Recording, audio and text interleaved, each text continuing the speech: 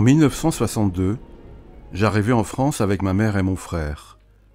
Nous venions d'Amérique du Sud par bateau. Ce dont j'avais surtout envie, c'était de voir Paris, de vérifier si la réalité correspondait à ce que j'avais vu jusque-là au cinéma. Et, tout de suite, ce qui me frappa, c'est que la ville n'était pas en couleur. En fait, elle était en noir et blanc. Je compris alors que j'entrais dans un nouveau film. En réalité, la France sortait encore de la guerre. Celui qui présidait le pays était le mythique Charles de Gaulle. J'avais donc en moi encore une image héroïque d'un pays qui avait gagné la guerre. Une partie de ma famille, venue de Pologne dans les années 30, avait survécu et habitait à Paris. Avec ma mère et mon frère, nous emménageâmes dans un petit appartement situé au fond d'une impasse du 11e arrondissement. C'est là que je vécus pendant mes premières années à Paris. Je commençais à fréquenter le quartier.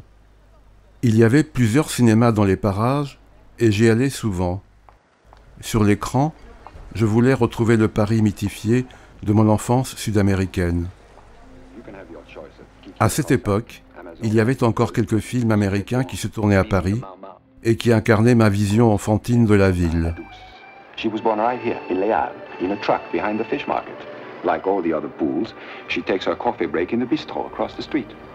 Mais j'ignorais quelque chose d'essentiel, que je découvris quelques mois après mon arrivée en voyant le dernier film de Vincente Minnelli.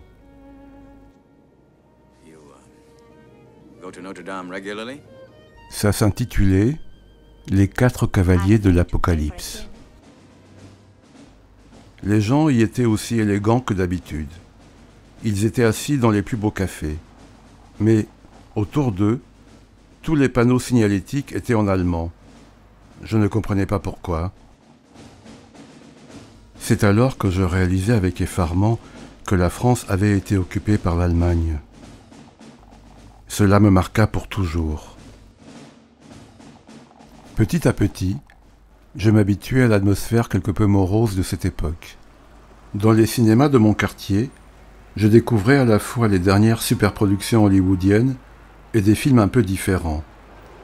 Des films français, en noir et blanc, qui ressemblaient à ma réalité environnante et qui furent une autre naissance pour moi, car ils me montraient un Paris inconnu.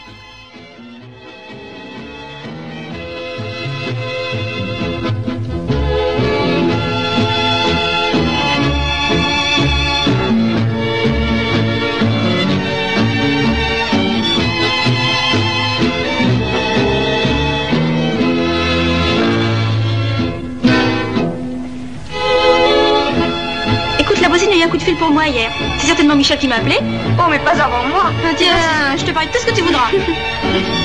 Ah, c'est bien simple. Un point à chaque fois qu'on sort avec Michel. Eh bien, je suis sûre que c'est moi qui va faire ton pari. C'est d'accord. Fiché ? D'accord.